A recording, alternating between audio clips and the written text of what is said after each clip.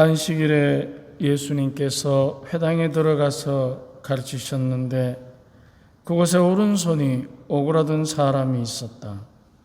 율법학자들과 바리사이들은 예수님을 고발할 구실을 찾으려고 그분께서 안식일에 병을 고쳐주시는지 지켜보고 있었다.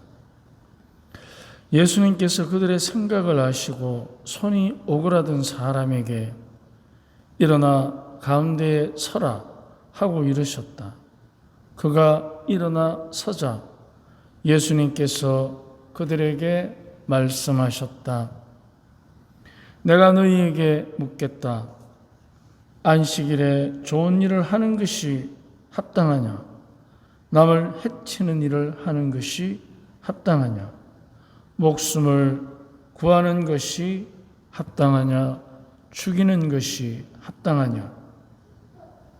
그러고 나서 그들을 모두 둘러보시고 그 사람에게 손을 뻗어라 하고 말씀하셨다. 그가 그렇게 하자 그 손이 다시 성하게 되었다.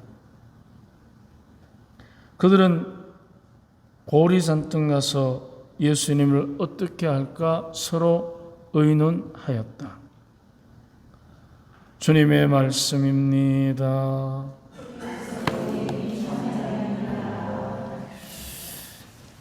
우리가 일반적으로 생활을 하면서 다른 사람을 잡으려고 달라들면 다 잡힙니다. 왜냐하면 잡으려고 달라들면 잡아야 하는 이유를 찾기 때문에 그 눈에는 잡히는 것만 보이게 되어 있습니다. 근데 살리려고 달라들면 살릴 이유만 눈에 보입니다.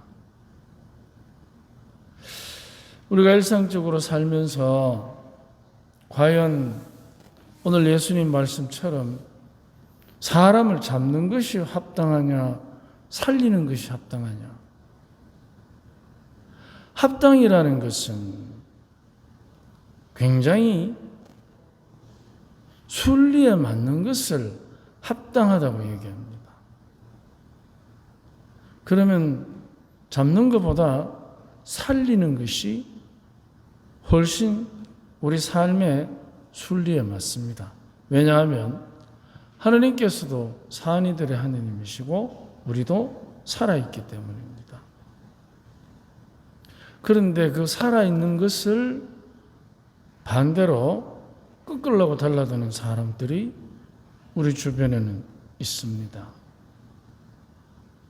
그런데 그 꺾으려고 달라드는, 즉 잡으려고 달라드는 그들은 바로 그들이 살기 위해서 다른 사람을 잡는다고 생각합니다. 자기가 살아야 되기 때문에. 근데 그것은 굉장히 비합당한, 그래서 순리에 어긋나는 일이라는 것을 압니다. 모르지 않습니다. 우리도 일상적으로 다른 사람을 흠을 잡으려고 달라들면 압니다. 그래 하면 안 된다는 것을. 그런데 비합당한 처신을 하게 됩니다. 그런데 비합당한 처신을 하는 사람은 다른 사람에게 주먹을 들이미는 사람입니다. 오늘 예수님처럼 기적을 일으키는 그 손을 뻗으라는 말씀을 하기가 어렵습니다. 스스로들이 손을 뻗어야 하는 이유, 그 이유를 모릅니다. 근데 그들도 손을 뻗습니다. 뭐 하면? 야합하기 위해서. 다른 사람을 잡아먹으려고 야합하려면 지네들끼리 손을 뻗습니다. 그것을 우리는 야합이라고 합니다. 그런데 사실 손을 뻗으라는 말씀 안에는 굉장히 깊은 묵상의 의미가 숨어 있습니다. 함께 원고를 봅시다. 손은 소중한 것입니다. 많은 일을 하고 수많은 표시를 합니다. 손을 제대로 뻗는 것은 무엇보다도 자신의 당당함을 드러내는 것입니다. 다른 사람 앞에서 당당하다는 것은 뻔뻔한 것이 아니라 누구도 함부로 대할 수 없는 자신감을 의미합니다. 자신감은 사실 최고가 되기보다는 비록 남이 볼 때는 사소한 일이지만 자기가 할 수 있는 한 최선을 다하는 것입니다. 이 자신감이라는 것이 사실 우리가 뭐를 내가 잘할 수 있다는 것, 그것을 의미하는데, 근데 이 자신감이 보면 자존심 위에 자신감을 갖고 있는 사람이 있습니다. 자존심 위에 자신감. 자존심에서 나오는 자신감. 그거는 최고가 안 되면 성질이 나서 못 삽니다. 그런 사람. 그리고 남이 알아주지 않으면 자신감이 없는 사람입니다. 이거는 그러니까 자존심에서 나오기 때문에 쉽게 남을 탓합니다. 자기를 반성할 줄 모릅니다. 세상이 이 모양이니까 내가 이렇다. 이 가장 대표적인 사람입니다. 자존심 위에 자신감. 그거는 굉장히 위험합니다. 왜냐하면 남의 탓을 잘합니다. 그리고 자기는 잘못한 게 별로 없어요. 그런데 그 사람의 가장 큰 잘못은 뭐냐? 남에게 기댄다는 것입니다. 남의 입살에 자기 인생을 맡기는 거예요. 남이 한 소리 하면 기가 팍 죽어버립니다. 그런데 남이 조금만 인정해주면 자기가 마치 자신감이 생기는 것처럼. 그런데 그건 굉장히 위험합니다. 왜냐하면 최선을 다하는 일에는 약합니다. 그냥 주위에서 인정해주고 좋은 말 해주고 이러면 자기가 자신감이 충만해지는 사람. 굉장히 위험합니다. 그런데 반면에 자존감 위에 자신감을 가진 사람이 있습니다. 자존감이 있는 사람은 남의 말을 귀담아 듣습니다. 특히 비난하는 말을. 그렇기 때문에 그 사람은 남이 나를 비난하는 것을 그 사람을 선생님처럼 스승님처럼 보지 왼수처럼 보지 않습니다. 그런데 우리는 대부분 건드리면 가만 안 있죠. 그래서 위험한 겁니다. 그런데 누가 나를 비난하더라도 그를 스승으로 삼을 수 있는 마음의 힘, 그 힘 위에 자신감이 있어야 합니다. 그래야만 발전의 발전을 거듭할 수 있습니다. 모두가 최고가 될 수는 없지만 모두가 최선을 다할 수는 있습니다. 최선을 다하면 최고가 되는 것보다 훨씬 더 행복을 누립니다. 최고는 남이 알아주지 않으면 그 가치가 떨어지지만 최선을 다하면 남이 알아주지 않아도 스스로 자긍심을 갖습니다.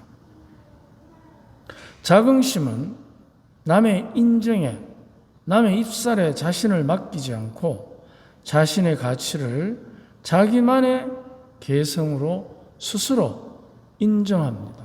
그렇기 때문에 자만심이 아니라 자긍심이 있는 것입니다. 자만심이 있는 사람은 남을 무시합니다. 하지만 자긍심이 있는 사람은 남을 위해서 뭔가를 하는 것입니다.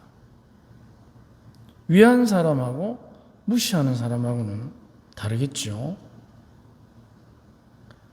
그래서 자기 인정은 남이 비난하더라도 분노하기보다 반성, 자성하고 계획한 일에 실패를 하더라도 좌절하지 않고 일을 시작할 때보다 더 많은 정보를 수집하여 원인을 분석하고 역경이 닥쳐오면 위기를 새로운 기회로 만들기 위해 겸손한 자세로 마음의 문을 열고 불합리한 환경을 탓하기보다 주위의 충고에 귀를 기울입니다. 이게 손을 뻗는 사람의 가치입니다. 즉, 자기 스스로가 자기를 인정하고 남 앞에 당당하게 그들의 비난 앞에 맞서는 게 아니고 귀를 기울이는 것입니다.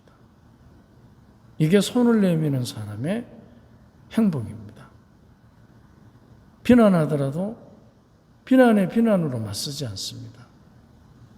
그러면 그 비난하는 말의 가치가 그야말로 아무것도 아닌 게 됩니다.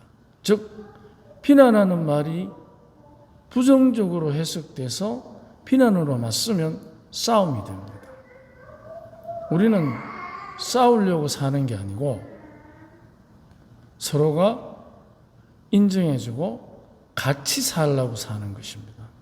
그렇기 때문에 비난을 비난으로 맞으면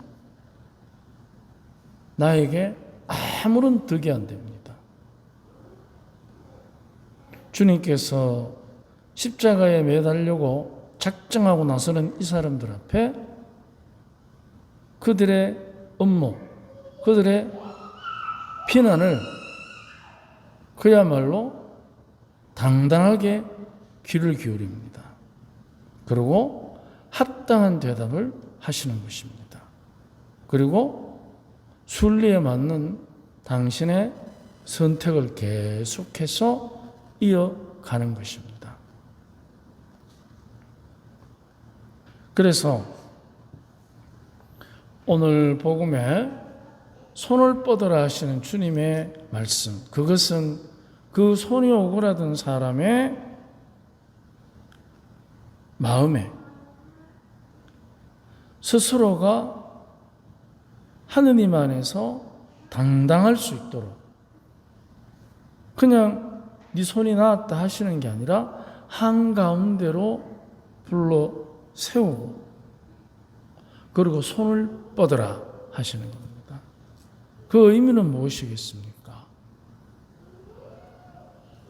손을 뻗는 사람은 항상 화해를 청하는 사람입니다. 그래서 손을 뻗는 것은 겸손의 당당한 표현입니다. 교만에 불만이 차면 주먹을 쥡니다. 손을 뻗는 게 아니고 주먹을 뻗습니다. 우리도 그런 적이 많습니다. 비난에 비난으로 맞서는 것은 주먹에 주먹을 뻗는 것입니다. 서로가 다칩니다. 그렇기 때문에 우리가 손을 뻗는다는 것은 겸손의 당당한 표현입니다. 끼리끼리 야합하자는 것이 아니라 누구든지 형제로 환대하며 일치를 이루려는 화합의 표시입니다. 그래서 손을 뻗는 사람에게는 적이 없습니다.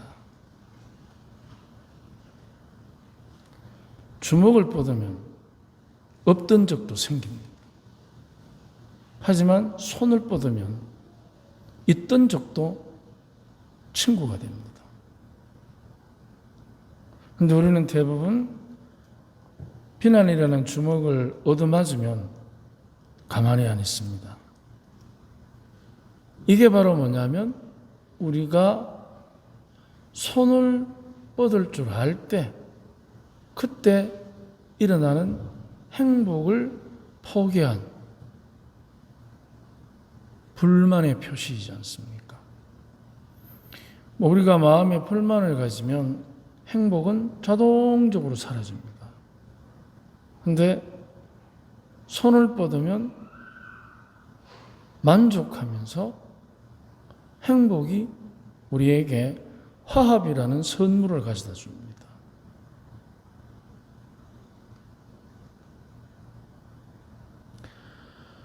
오늘 당당하게 손을 뻗고 모든 일을 친구로 맞아들이는 주님의 손을 잡으며 모든 이가 친구가 되는 행복한 하루가 됩시다. 아멘.